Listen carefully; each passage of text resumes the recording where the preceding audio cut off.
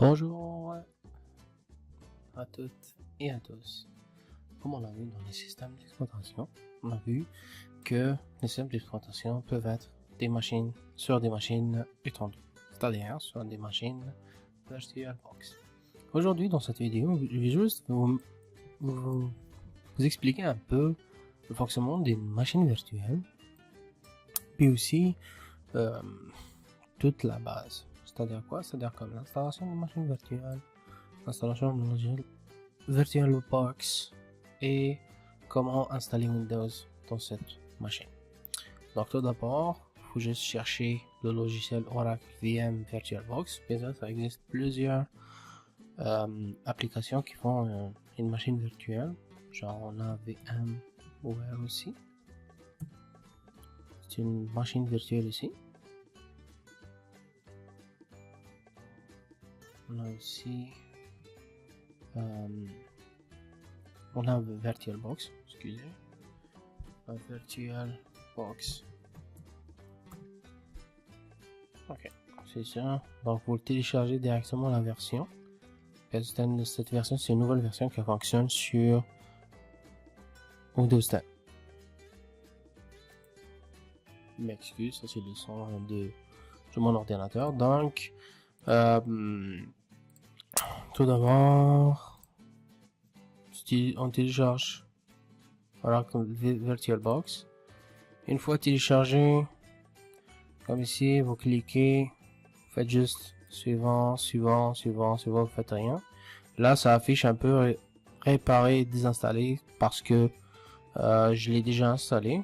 Donc, si vous avez ça, ça veut dire que l'ordinateur déjà c'est déjà installé dans votre ordinateur. Sinon, ben, vous continuez juste suivant, puis vous ne touchez rien. Vous ne touchez rien, vous modifiez rien. Puis après ça, vous avez Windows 10. Vous avez besoin d'une version Windows 10. On appelle ça, c'est un fichier d'image. Image disk. Vous voyez ici, fichier d'image disk. Ça veut dire quoi, fichier d'image disk? Si vous avez, je sais pas si vous avez déjà acheté un CD Windows 10 ou bien Windows 7, dans ce CD là, il y a un dossier, il y a toutes sortes de dossiers qui composent comment s'appelle le système d'exploitation. Donc le CD par exemple, il contient tout ça. Il contient les mêmes dossiers que ce fichier d'image. Comment j'ai installé ce fichier d'image? Quand je vous ai dit dans le cours que en tant qu'étudiant de l'Université de Québec en Ottawa, vous avez droit à un système d'exploitation ou bien à toute une gamme de Microsoft. Donc vous avez juste à faire Windows 10 Echo. Puis vous avez directement le portail d'accès pour MSDN. Sincèrement, je sais pas exactement c'est quoi, mais disons comme c'est pour pour Microsoft Dream Spark. Donc voilà, une fois que tu rentres, connexion, vous avez toute une gamme. Vous avez comme Windows 10, Windows Server, vous avez Access 2016, Project 2016, Visual Studio, toute une gamme. Il y a même ici des systèmes d'exploitation, outils développeurs, donc tout ce que vous voulez. Dans les systèmes d'exploitation, vous avez la version 8.1 et la version 10. Vous avez sur Windows aussi 19 Server. Ça c'est beaucoup plus pour les serveurs, et Windows Embedded, disons pour les petites applications. Donc tu cliques ici télécharger, puis une fois que tu cliques télécharger, tu le trouveras dans mes petites commandes. Donc vos commandes, donc tu fais juste consulter les détails et vous allez pouvoir le télécharger avec la clé officielle du produit. Donc ça c'est bon, je l'ai déjà téléchargé. Donc vous le téléchargez comme un fichier image disk. Une fois que vous l'avez déjà téléchargé, là on va procéder à l'installation. Quand on va procéder à l'installation, une fois que vous avez installé la machine virtuelle, vous allez avoir cette fenêtre. Okay. Vous voulez juste comme nouvelle. Vous pouvez écrire le nom et le système d'exploitation. Donc le nom ça va être comme Windows 10. Donc vous voyez, dès que j'ai écrit Windows 10, la version s'est mise automatiquement Windows 10 64 bits. C'est vraiment automatique. Ok. Donc je vais juste faire suivant. Ici la taille de la mémoire, comme je vous ai dit, comme si par exemple c'est comme vous voulez vraiment utiliser cette système d'exploitation, genre je sais pas, peut-être que vous voulez développer quelque chose avec le système d'exploitation, ou bien vous voulez juste comme profiter des applications du système d'exploitation. Exemple, si par exemple j'avais ou bien par exemple en ce moment j'ai le Windows 10, ben moi prochainement je vais installer le Linux. Pourquoi Linux? Parce que je travaille en tant que développeur, donc j'essaie de développer des choses, ou bien j'essaie de travailler sur le réseau informatique, sur les réseaux informatiques. Donc ce qui fait que j'ai besoin peut-être d'une plus grande mémoire. Donc, je vais comme garder genre jusqu'à 4 Go. Donc j'ai le minimum c'est qui est 4 mégas et le maximum c'est 8 Go.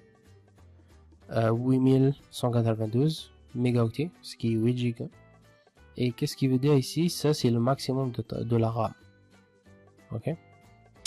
Là il te donne la quantité recommandée est de 2048. 2048 ça veut dire 2 Go. 2 gigaoctets. Parce que 1 gigaoctet c'est 1024 mégaoctets. Et 1 mégaoctet c'est 1024 kilooctets. Et 1 kilooctet c'est 1024 octets. Donc ça fonctionne toujours avec 1024. Donc là, une fois que j'ai fait ça, je vais juste faire un suivant. Puis là, je vais juste laisser comme ça, créer un disque virtuel maintenant. Juste comme créer. Je vais laisser aussi, je vais rien changer, juste comme travailler sur image de disque VirtualBox. Puis ça, je vais juste comme laisser aussi dynamiquement alloué. Ça, c'est le stockage sur disque dur physique. Juste vraiment comme rien touché. Donc, je vais faire un suivant aussi. Donc, on a ici le nom. Je vais utiliser un nom pour le nouveau fichier disque dur.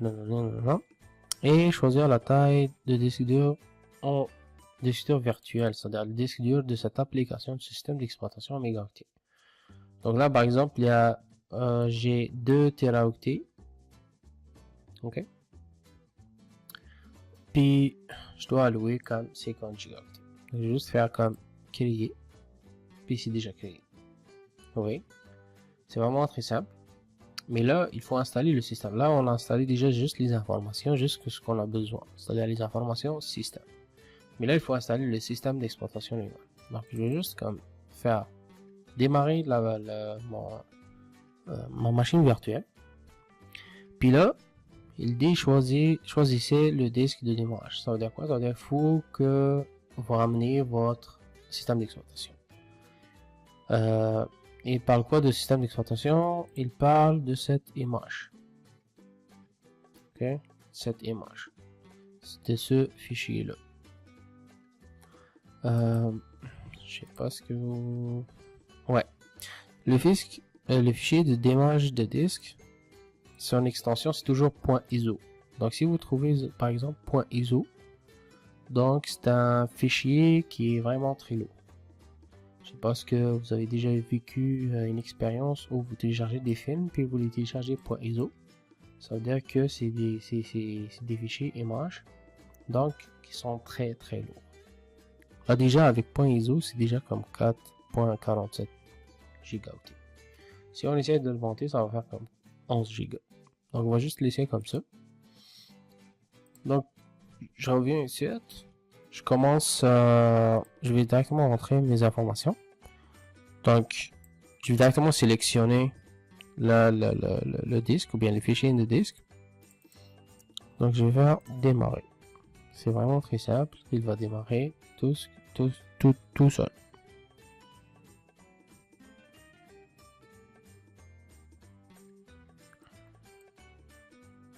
Voilà. Ça a commencé, voilà. Et maintenant, c'est l'installation de Windows. C'est vraiment très simple et c'est vraiment la même chose si vous formatez votre laptop ou votre ordinateur à la maison. vous essayez juste de mettre votre CD Windows et cette fenêtre va sortir automatiquement. Donc on va juste laisser tout ça. Genre, bah, vous pouvez changer. Vous pouvez comme faire n'importe quel puis changer, puis faire suivant, puis faire comme installer. Vous avez l'option ici, réparer l'ordinateur. Mais cette option-là, c'est par exemple, vous avez perdu le fichier de système, comme on en a parlé dans le cours. C'est l'un des fichiers qui vous permet de démarrer l'ordinateur. Ben, vous pouvez comme insérer le CD du Windows et il va le réparer automatiquement. Mais là, nous, on a besoin d'installer le système. Donc là, il va commencer à démarrer. Il faut juste prendre note que l'installation, ça pourrait prendre un peu plus de temps. Donc là, il demande activer Windows. Ce qui est logique parce que c'est une version officielle.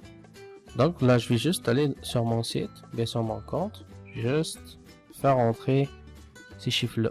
Donc ça va être QW QDN V7 pour V7 RTR 48 GVK 844 G8 puis GF G4 ça, puis juste faire suivant.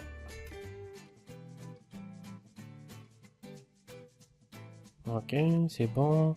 Ça, c'est le contrat. Généralement, moi, je lis pas ça, mais des fois, il faut au moins savoir qu'est-ce qu'il y a dedans. Moi, c'est tellement j'ai fait beaucoup d'installations et j'ai déjà lu ce genre de contrat. Donc, je vais juste comme faire accepter. J'accepte les termes de contrat et de licence. Ça, c'est juste pour éviter de faire de voler cette version de Windows. Juste yes, puis je vais laisser comme ça directement. Pas disponible. Ok, bah je vais juste comme personnaliser, installer avec moi. Ok. Là, il me donne l'espace, un espace à lecteur 0, espace non alloué. Pourquoi non alloué? C'est-à-dire, j'ai pas encore alloué des ressources sur mon disque dur pour que mon système Windows va s'installer. Donc qu'est-ce que je vais faire? Je vais juste faire nouveau, puis je vais faire juste appliquer. C'est vraiment ça ce que je vais faire. Puis vous allez voir,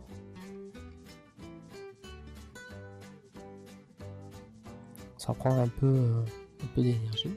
Donc voilà, vous allez voir comme deux partitions. Une partition réservée au système. C'est cette partition-là, si par exemple vous avez des problèmes de démarrage, comme ça, vous pouvez mettre votre CD ou bien votre clé USB de Windows, puis le système va la réparer. Donc tous les fichiers système sont installés dans cette partition-là. C'est une partition qui a comme presque 1 giga. 1 gigaoctet. Puis le reste, c'est vraiment une partition principale, ça veut dire que on peut faire tout ce qu'on veut avec. Donc je vais faire suivant, puis là il va s'installer, tout va être correct. Ok. Alors on va juste commencer un peu. Donc je vais laisser cette partie là continuer, puis je vais vous revenir après.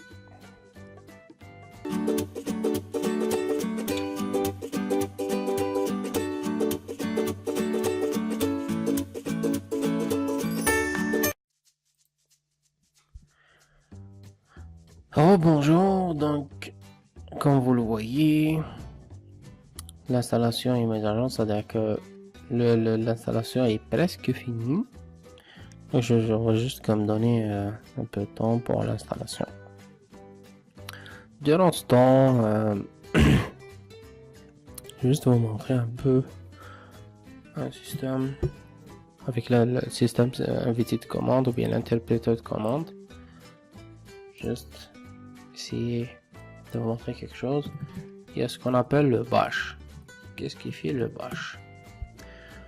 le bash, il essaie de faire une connexion avec votre Windows et Linux. Ça veut dire quoi? Ça veut dire que si vous avez par exemple une petite distribution, bien une petite image installée sur votre laptop, vous pouvez directement faire la connexion avec Windows. Et ça, c'est quelque chose de bénéfique pour ça. Pourquoi? Parce que ça va t'aider à beaucoup plus sécuriser ton contenu. Comment le sécuriser? Bah, tu peux par exemple créer des dossiers dans un autre système sans que personne sache. Sans que personne sache, ça veut dire quoi? Ça veut dire que la partition Linux va donner une nouvelle, un nouveau cryptage. Non, un nouveau cryptage. Donc, ce qui va laisser un peu le déchiffrement de ce fichier très difficile. Vraiment très difficile. Et aussi, vous pouvez vraiment le récupérer sans avoir de problème. Donc, j'ai juste voulu vous parler de ça. Revenons un peu avant notre sujet. Donc, on a des... Hop. Ok, donc là, on a Windows qui commence. Et qui fait sa préparation.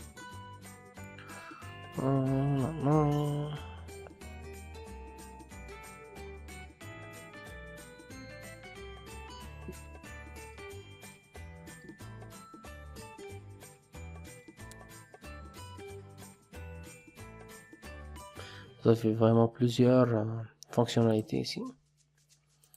Notamment, vous pouvez gérer système audio, vous pouvez gérer le réseau, vous pouvez gérer l'USB. Vous pouvez vraiment comme gérer plusieurs choses sans que vous vous cassiez la tête. Donc là, un autre démarrage.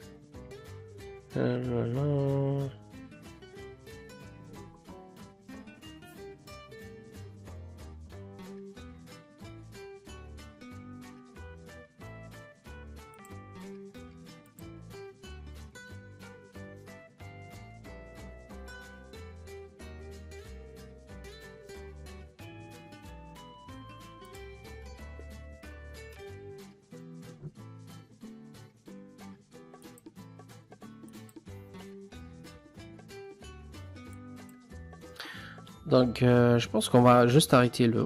Donc, vous avez, je pense, compris quand même la base de l'installation de Windows sur une virtual machine. C'est vraiment pareil pour toutes les systèmes d'exploitation qui existent au monde.